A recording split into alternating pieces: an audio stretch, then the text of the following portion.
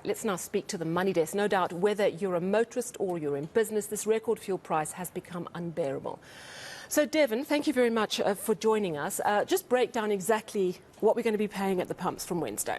Yeah, I mean, you've set the numbers, but I tell you, it's just worth looking at those figures once again. They really have been extraordinary over the last few months, haven't they? Just when you think that you wouldn't get such a huge increase, you have a number of factors. A couple of reasons why we're still seeing those jaw-dropping figures, Sally. Firstly, the elevated prices, oil prices that is, remain exactly where they are. We've got this huge Russian-Ukraine conflict, implications of which are not dying down. The average rand-dollar exchange rate slightly better, but still unfavourable. And of course, the big one, last month, the government gave us that R1.50 relief on the fuel levy. In July, that relief only drops down to 75 cents. Let's take a look at those figures one more time to see where we are. So there's the 93, 95 octane petrol that you spoke about. I mean, a couple of years ago, we wouldn't see increases of R2.37. We used to the 28, 25 cents an increase. But that is staggering. If you're driving a diesel car, it doesn't get any better.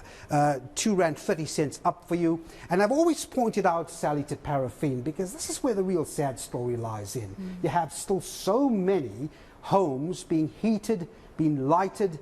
People cook on paraffin. That goes up by another whopping R1.66. So let's translate that into the actual price of petrol now. All right, so your 93 petrol in June, this was June, last month, 23.93. You go to the pump at midnight on Tuesday, 26.31 for a litre. By the way, it's the first time the fuel price actually hiked up above 25 rand, and way above that. In fact, 95 octane petrol, 26 rand 74, your July price. Diesel, 25 rand 53. And as I said before, it's really a sad story to see what's been happening with paraffin, 19 rand 86 cents, and these are prices for inland, according to the Department of Energy, Sally. Month on month, it's staggering enough. But you were talking a little earlier in the newsroom with me, and my jaw dropped because you spoke about the year-on-year difference. And that really is eye-watering, isn't it? It is, because, I mean, we are in school holidays now, so you would have taken a trip or two, if you were fortunate enough, to the coast, for example, from Gauteng, and filled up your car. So let's take a typical I-20, around about a 2018 model. Let's take a look at the fuel capacity, around about 45 litres for a Hyundai. July 2021, that's last year, at a cost of 17 rand 39 for 95 octane petrol, it would have cost you 782 rand to fill that car up. That's insane. And you know what? We worked it out. It's over a 50% increase in the cost of fuel in a year. And let me tell you, I don't know anyone who's got a 50% salary increase in the past year. And that's the main argument. I mean, his wages, or our wages in this country, proportionately going up at the same sort of momentum or portion. And no, not at the least. So 7 rand or 782 rand last year to fill up an I-20 with a 45-litre fuel capacity. Let's fast forward to now with the petrol price of 95 octane at 26 rand 74 a litre. You'll be paying 1,203 rand to fill up that car. So if you're going down for holidays, this is staggering. And as you said, you look at those two figures, Sally, no one's wages has increased, by that percentage. Yeah, it's completely shocking.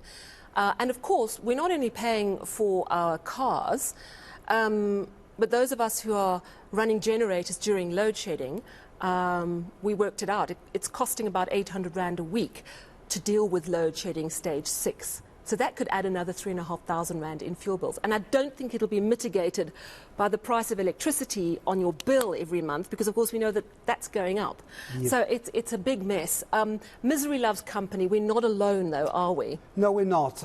Just reading what the Americans are paying for fuel difference was, and I don't have the figures up with me, but they were paying $3.81 or $3.81 a gallon last year at the same time. It's now or close to $5 a gallon of petrol. So we're not alone. And again, many experts point to what's been happening with the global tensions, Ukraine and Russia. Back in Sri Lanka, across the globe, Sally, you have a situation where Sri Lanka is literally running out of petrol, and it's completely unaffordable for many people who could actually take drives last year.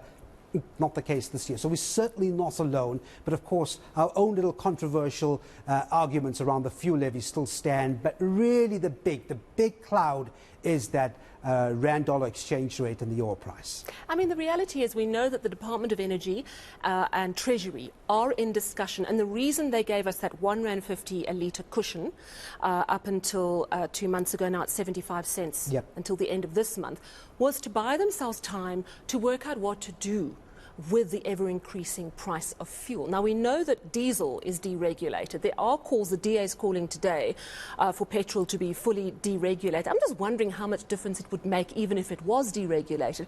Because the reality is there's not a lot of wiggle room, is there, Devan? Because the taxes we pay on our fuel go to run our economy, and they can't trim too much more, can they? And that's the main argument. Even the advocates that are calling for the levies to be reduced acknowledge the fact that the money's got to come from somewhere, money's being used.